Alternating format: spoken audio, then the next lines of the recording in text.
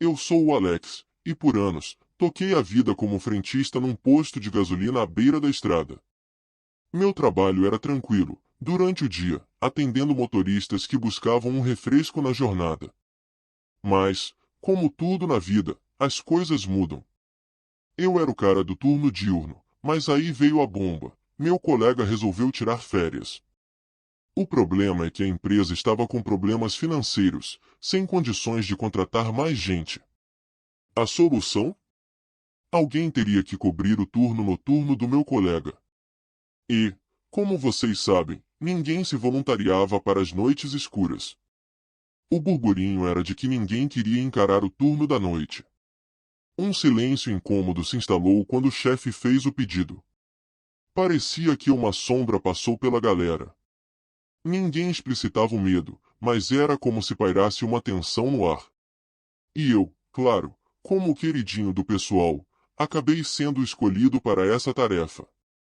Noites sombrias se aproximavam, e eu estava prestes a encarar algo que nenhum de nós tinha ideia do que seria. Foi assim que começou meu turno noturno, e com ele, uma sequência de eventos que eu jamais imaginaria. Nos 4 primeiros dias, tudo foi normal. A noite era silenciosa, os carros passavam esporadicamente, e eu só queria que a semana passasse rápido. Mas, na quinta noite, tudo mudou. Era uma noite chuvosa, daquelas que a água batia forte no asfalto e o céu ficava escuro como breu. Eu estava lá, dentro da loja de conveniência, organizando as prateleiras enquanto a chuva castigava lá fora. Foi quando o telefone tocou. Um chiado estranho, uma voz distorcida tentando dizer algo que eu não conseguia entender. Desliguei, achando que era interferência da tempestade. Mas não demorou muito para tocar novamente. Dessa vez, silêncio total do outro lado da linha. Nada além do som da chuva forte lá fora. Era estranho, mas eu meio que me acostumei com coisas assim. Estávamos numa estrada deserta, sem muita coisa por perto, então qualquer coisa fora do comum podia ser explicada pela solidão noturna. Continuei meu trabalho, mas a atmosfera estava diferente.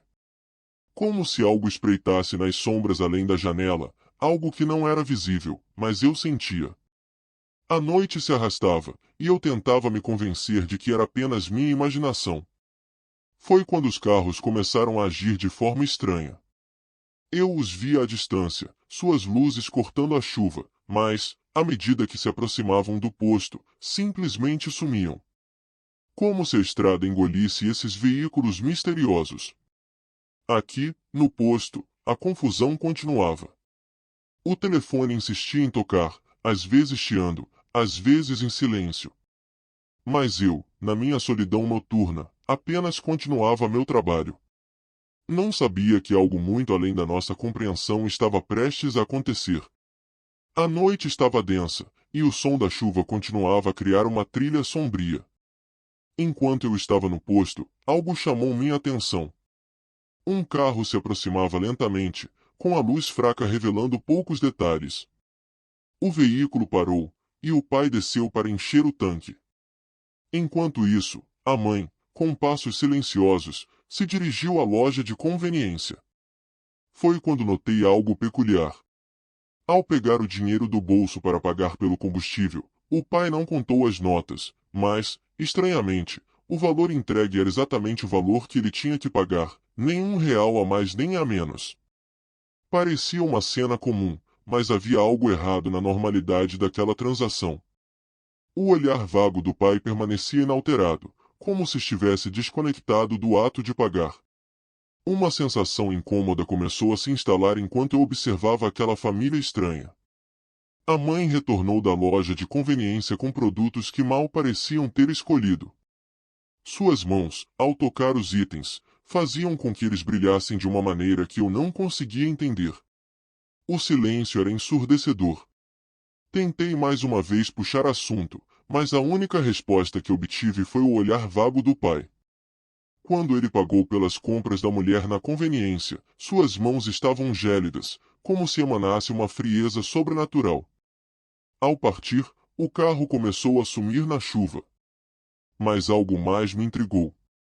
Uma sombra, Um vulto que parecia não pertencer à família estava na parte de trás do carro. Uma presença sutil, mas que fez meu coração acelerar. E assim, a família desapareceu na escuridão da estrada molhada, deixando para trás uma sensação de inquietação. O mistério apenas se aprofundava, e eu, cada vez mais envolto em perguntas, buscava respostas naquela noite perturbadora. Mesmo diante de tudo aquilo que me parecia estranho, eu precisava me preparar para passar o turno. A noite estava prestes a dar lugar ao dia, e eu mal podia esperar para voltar para casa e descansar. Enquanto eu me ocupava com as últimas tarefas, percebi que a família deixou cair algo do carro. Era uma boneca, aparentemente da criança. Um objeto simples, mas que, por alguma razão, chamou minha atenção. Sabendo que, provavelmente, nunca mais veria aquela família, decidi pegar a boneca para presentear minha sobrinha. Parecia um gesto inocente naquele momento. Ao sair do posto em direção à minha casa, a estrada molhada refletia as primeiras luzes do amanhecer. A chuva tinha dado uma trégua, e a atmosfera estava mais tranquila. Mas a calmaria foi rompida quando avistei uma cena perturbadora. Um acidente bloqueava parcialmente a estrada. Conforme me aproximei, meu coração gelou ao reconhecer o veículo. Era o mesmo carro daquela estranha família que atendi pouco tempo antes. Parado ali, ao lado da viatura policial, percebi algo no chão. Era a boneca que eu tinha pegado. Agora, jogada na estrada, ela parecia um símbolo macabro de algo que eu não conseguia compreender. Ao me aproximar do acidente, meu coração apertou. Parei o carro e fui falar com o policial que estava no local, buscando entender o que havia acontecido.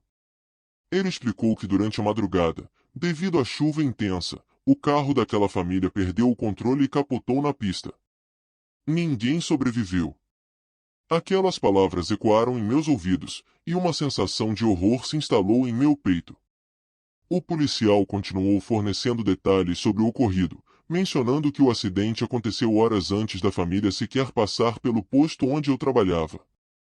Um frio percorreu minha espinha. Como era possível? Eu os atendi, conversei com eles, e agora estavam mortos horas antes de cruzarem meu caminho. A estrada, antes cheia de mistérios, virou o cenário de uma tragédia que não fazia sentido.